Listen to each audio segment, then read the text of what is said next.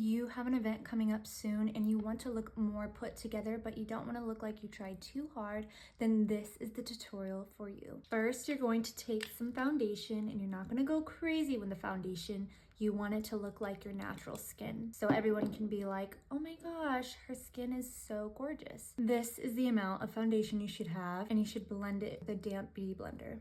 You should also take some powdered bronzer and lightly place it along your neck and your chest, because the last thing you want is your face looking different than your neck. Now you're going to take a darker concealer or a cream bronzer, and you're going to warm up your face so you look like a glowing goddess, and place it all over your hairline as well as the tops of your cheeks.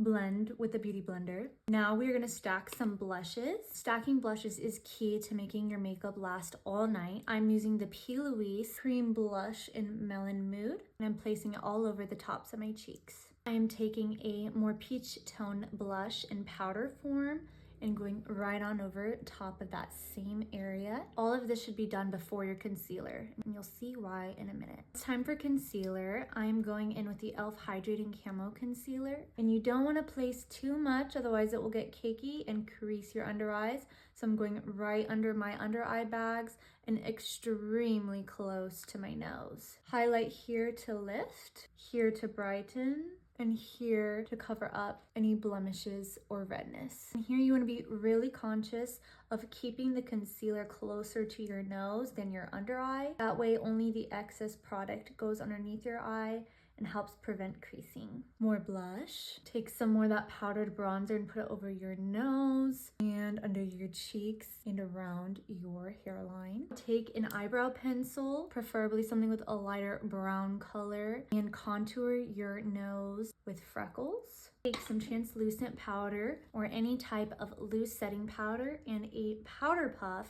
This is extremely important for a flawless finish and for it to stay on without moving all over the place. For that your skin but better look, you need to tap off all the excess powder and gently place it underneath your eye, close to the nose again, and the excess should be used for the rest of your T-zone. To brighten up this area where it's a little bit matte from the powder, go back in with a cream blush. I'm using an even lighter one than I did previously. This one is Bon Bon Baby for the P. Louise blushes. And I'm just gonna slightly place it on the tops of my cheeks and blend with a beauty blender. Now I'm going in with a cooler tone brown eyeshadow, and I'm going to use it to slightly contour over the existing bronzer we did previously.